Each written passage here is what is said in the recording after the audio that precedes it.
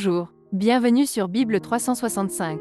Nous sommes contents que vous soyez avec nous aujourd'hui, pour écouter la lecture du livre de 1 Samuel chapitre 1, 2 et 3.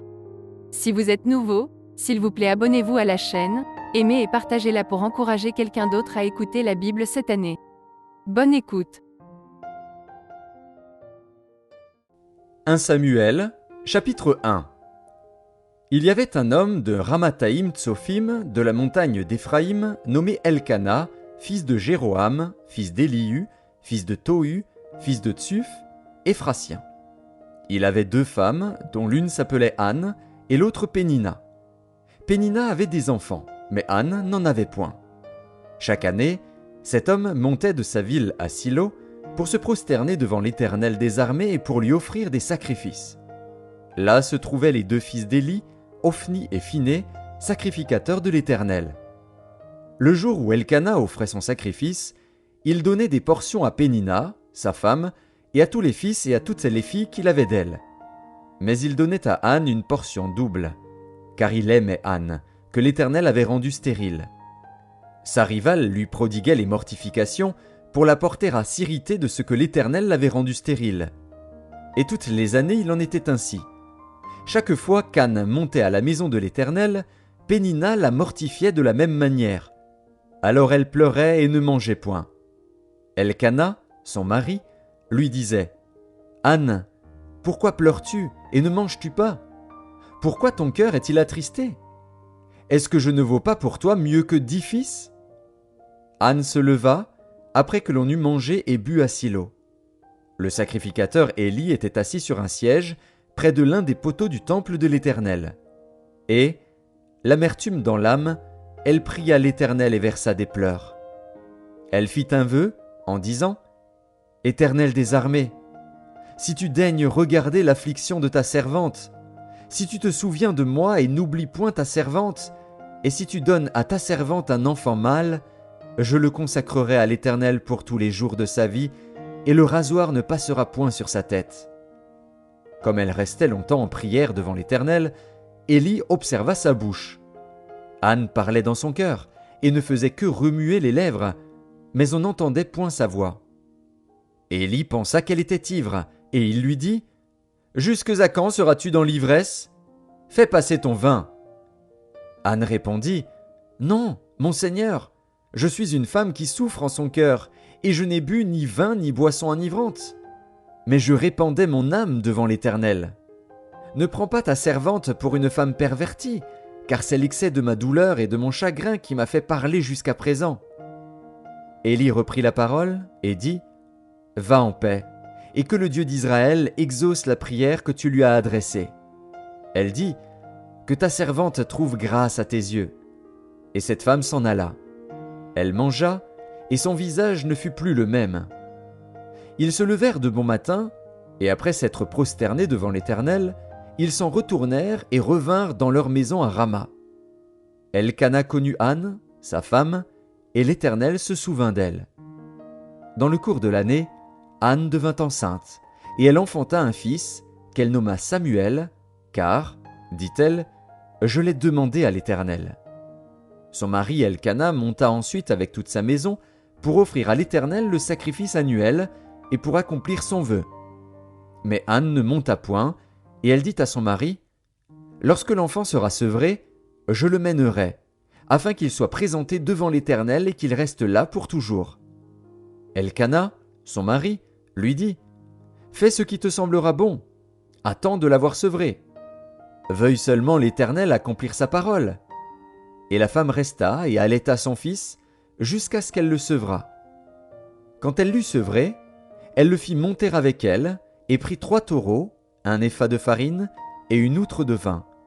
Elle le mena dans la maison de l'Éternel à Silo. L'enfant était encore tout jeune. Ils égorgèrent les taureaux et ils conduisirent l'enfant à Éli. Anne dit « Mon Seigneur, pardon. Aussi vrai que ton âme vit, mon Seigneur, je suis cette femme qui me tenait ici près de toi pour prier l'Éternel. C'était pour cet enfant que je priais, et l'Éternel a exaucé la prière que je lui adressais. Aussi je veux le prêter à l'Éternel. Il sera toute sa vie prêté à l'Éternel. » et ils se prosternèrent là devant l'Éternel. 1 Samuel, chapitre 2. Anne pria et dit : « Mon cœur se réjouit en l'Éternel, ma force a été relevée par l'Éternel. Ma bouche s'est ouverte contre mes ennemis, car je me réjouis de ton secours. Nul n'est saint comme l'Éternel. Il n'y a point d'autre Dieu que toi. Il n'y a point de rocher comme notre Dieu. Ne parlez plus avec tant de hauteur, que l'arrogance ne sorte plus de votre bouche. Car l'Éternel est un Dieu qui sait tout, et par lui sont pesées toutes les actions. L'arc des puissants est brisé, et les faibles ont la force pour ceinture. Ceux qui étaient rassasiés se louent pour du pain, et ceux qui étaient affamés se reposent. Même la stérile enfante 7 fois, et celle qui avait beaucoup d'enfants est flétrie. L'Éternel fait mourir et il fait vivre. Il fait descendre au séjour des morts et il en fait remonter. L'Éternel appauvrit et il enrichit, il abaisse et il élève. De la poussière il retire le pauvre, du fumier il relève l'indigent, pour les faire asseoir avec les grands. Et il leur donne en partage un trône de gloire. Car à l'Éternel sont les colonnes de la terre, et c'est sur elles qu'il a posé le monde. Il gardera les pas de ses bien-aimés, mais les méchants seront anéantis dans les ténèbres, car l'homme ne triomphera point par la force. Les ennemis de l'Éternel trembleront. Du haut des cieux il lancera sur eux son tonnerre. L'Éternel jugera les extrémités de la terre. Il donnera la puissance à son roi, et il relèvera la force de son oint. Elkana s'en alla dans sa maison à Rama, et l'enfant fut au service de l'Éternel devant le sacrificateur Éli. Les fils d'Éli étaient des hommes pervers, ils ne connaissaient point l'Éternel. Et voici quelle était la manière d'agir de ces sacrificateurs à l'égard du peuple. Lorsque quelqu'un offrait un sacrifice, le serviteur du sacrificateur arrivait au moment où l'on faisait cuire la chair. Tenant à la main une fourchette à 3 dents, il piquait dans la chaudière, dans le chaudron, dans la marmite ou dans le pot. Et tout ce que la fourchette amenait, le sacrificateur le prenait pour lui. C'est ainsi qu'ils agissaient à l'égard de tous ceux d'Israël qui venaient là à Silo.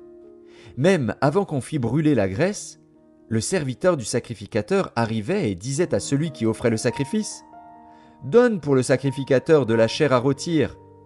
Il ne recevra de toi point de chair cuite, c'est de la chair crue qu'il veut. » Et si l'homme lui disait : « Quand on aura brûlé la graisse, tu prendras ce qui te plaira. » Le serviteur répondait : « Non, tu donneras maintenant, sinon je prends de force. » Ces jeunes gens se rendaient coupables devant l'Éternel d'un très grand péché, parce qu'ils méprisaient les offrandes de l'Éternel.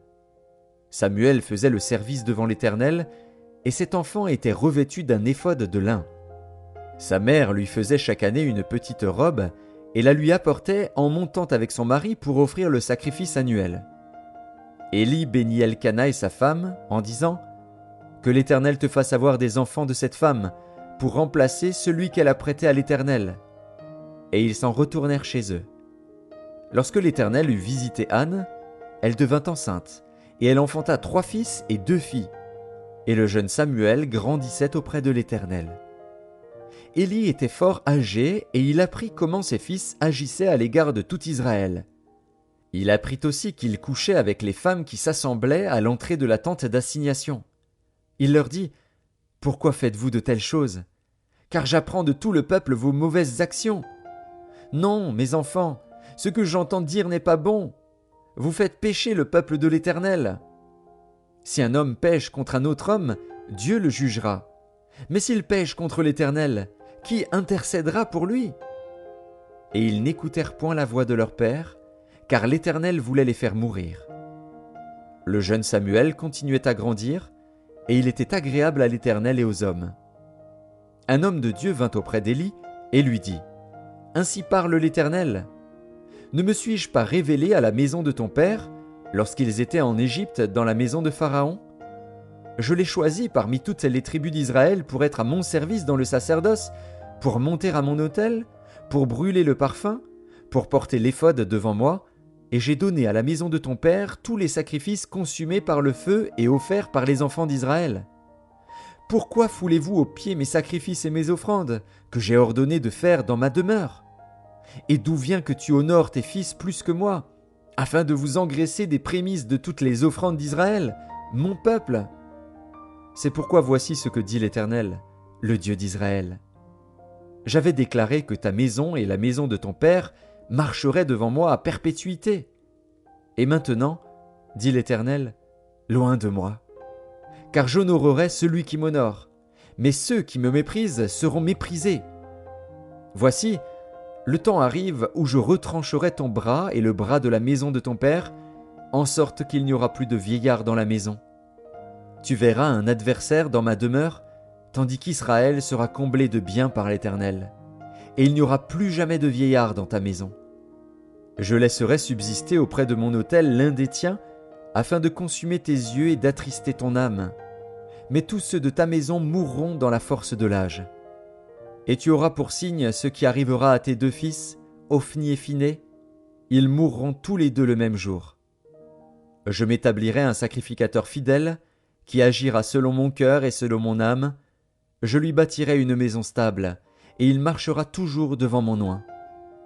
Et quiconque restera de ta maison viendra se prosterner devant lui pour avoir une pièce d'argent et un morceau de pain, et dira « Attache-moi, je te prie, à l'une des fonctions du sacerdoce, afin que j'aie un morceau de pain à manger. »